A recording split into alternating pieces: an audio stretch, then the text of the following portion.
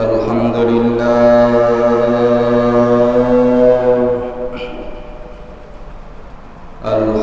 لله نحمده ونستعينه ونستغفره ونؤمن به ونتوكل عليه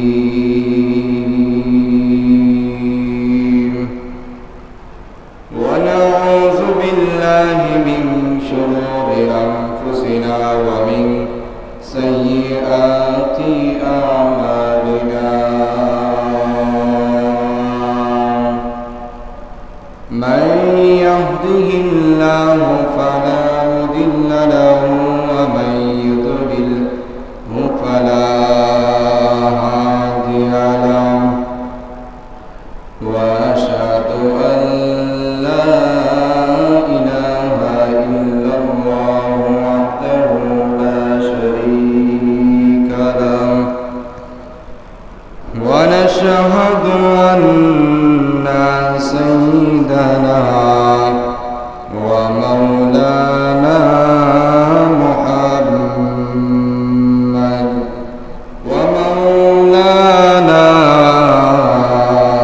محمد عبده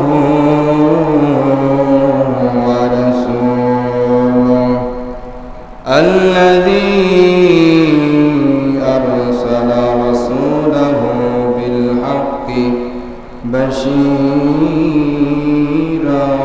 ونذيرا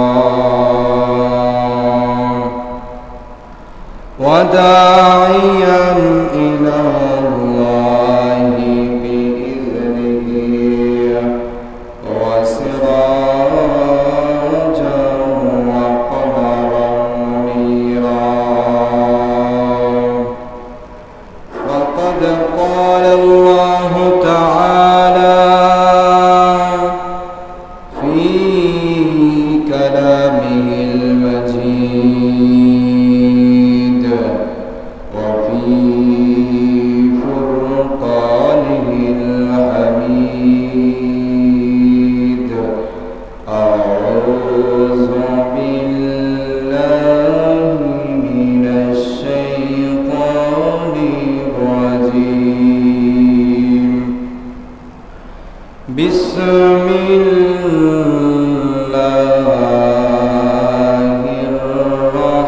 الرحمن الرحيم قل إن صلاتي ونسكي ومحياي ومماتي لله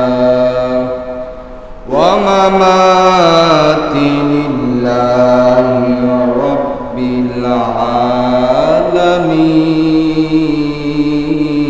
العالمين وقال النبي عليه الصلاة والسلام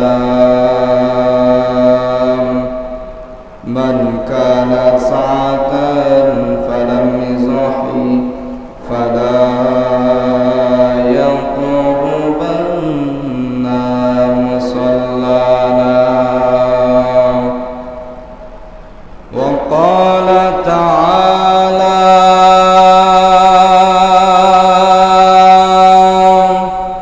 آية الأخرى بسم الله الرحمن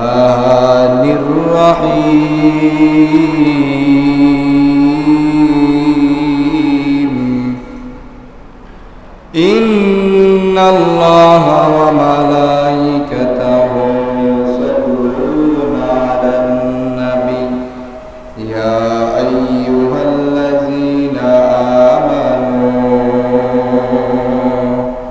صلوا عليه وسلموا تسليما اللهم صل على محمد وعلى آل محمد كما صليت على إبراهيم وعلى آل إبراهيم إنك حميد مجيد اللهم بارك على محمد كما باركت على إبراهيم وعلى آل إبراهيم إنك حميد مجيد بلغ العلا بكماله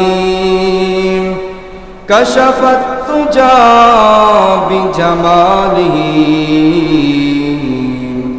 حسنت جميع خصاله صلوا عليه وآله لا إله إلا الله لا إله إلا الله لا إله إلا الله لا إله إلا الله বহু দূরে মাদিনা কেমনে যাব জানি না দয়ার আল্লাহ দয়া করো নিয়ে যাও না মাদিনা ওয়ালা ইলাহা ইল্লাল্লাহ লা ইলাহা ইল্লাল্লাহ হায়াতের মালিক যে আল্লাহ মৌতের মালিক সেই আল্লাহ লা ইলাহা ইল্লাল্লাহ লা ইলাহা ইল্লাল্লাহ লা ইলাহা ইল্লাল্লাহ মুহাম্মাদুর রাসূলুল্লাহ সাল্লাল্লাহু আলাইহি ওয়াসাল্লাম इखलास से कुर्बान कराए मर्द मुसलमान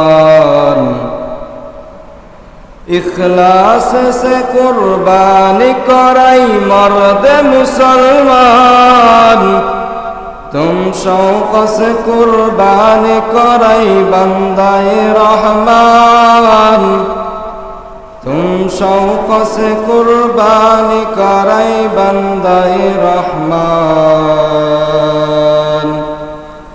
ए हुक्म खुदा सूरह कौसर में दिया है ए हुक्म खुदा सूरह कौसर में दिया है ए सुन्नत बाराही में किया कुदरत रहमान ए सुन्नत बाराही में किया कुदरत रहमान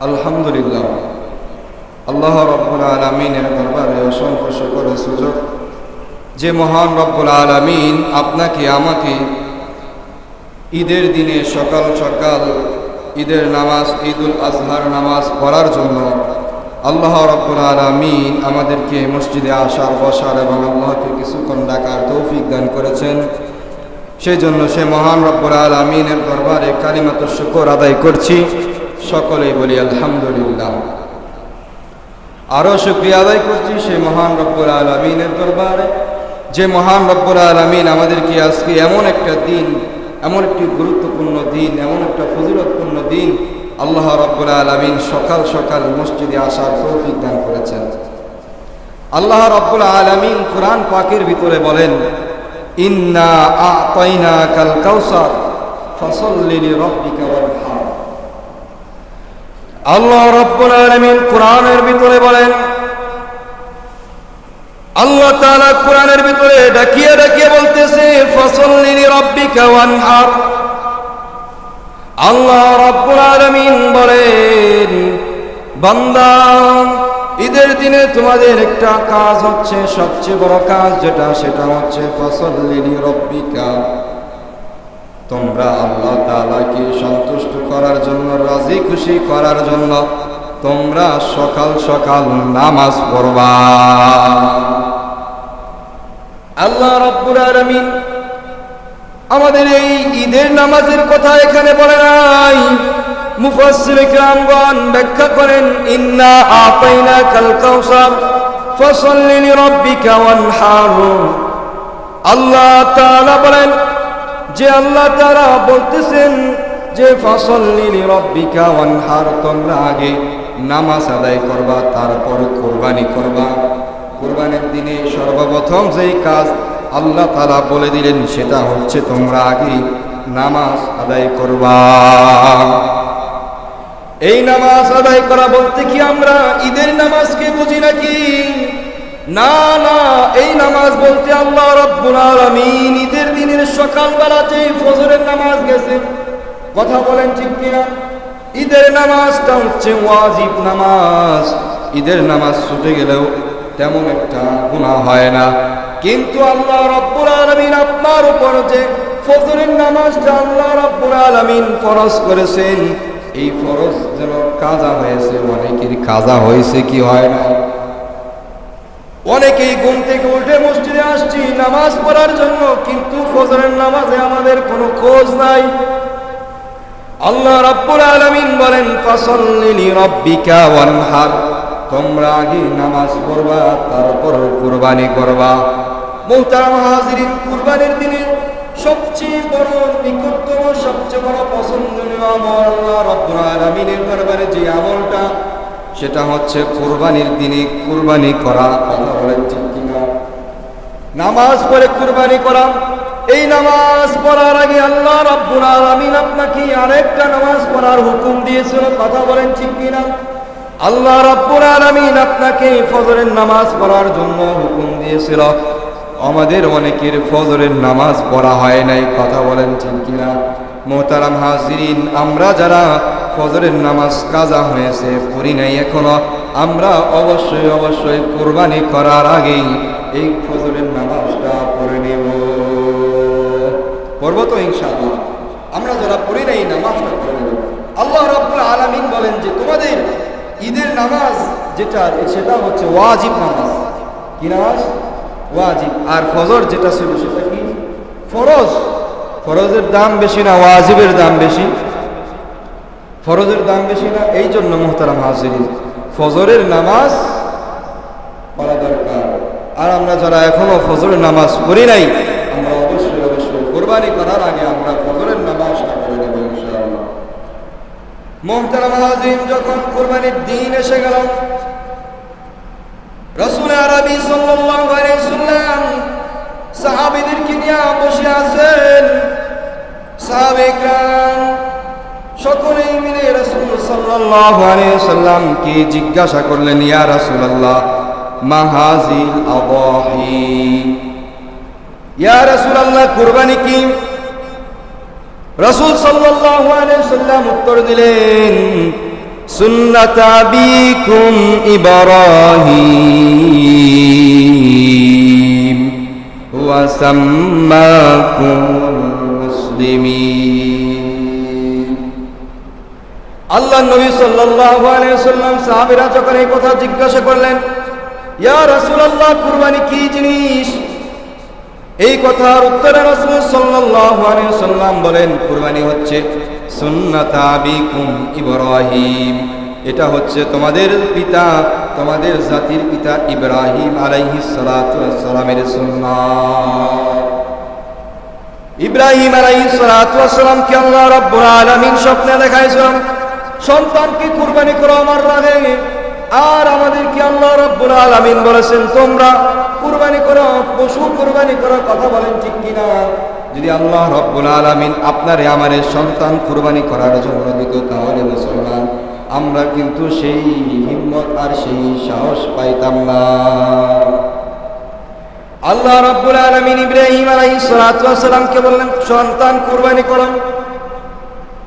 ইব্রাহিম আলাইহিস সালাতু ওয়াস সালাম আল্লাহ তাআলাকে খুশি করার জন্য, আল্লাহ তাআলাকে রাজি খুশি করার জন্য ইব্রাহিম আলাইহিস সালাতু ওয়াস সালাম আল্লাহর রাহে তার নিজের ছেলেকে কুরবানি করে দিল।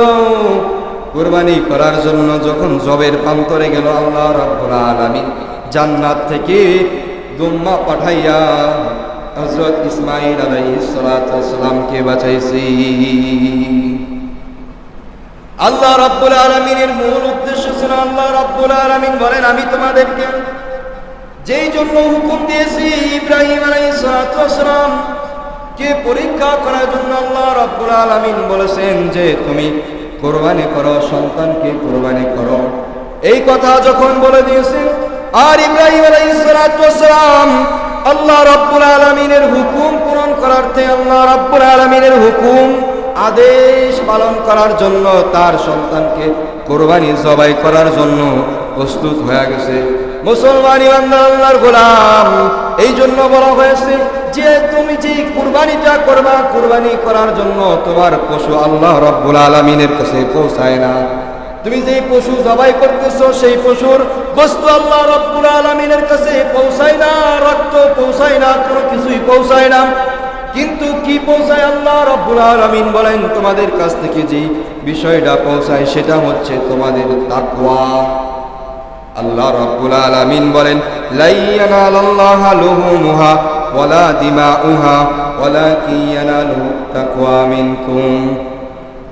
আল্লাহ রাব্বুল আলামিন ডাকতে বলেন, লা ইয়ানালাল্লাহা লুহুমুহা, তোমরা যে কুরবানি করবা, তোমাদের কুরবানি থেকে আল্লাহ রাব্বুল আলামিনের কাছে তোমাদের কুরবানির বস্তু পৌঁছায় না।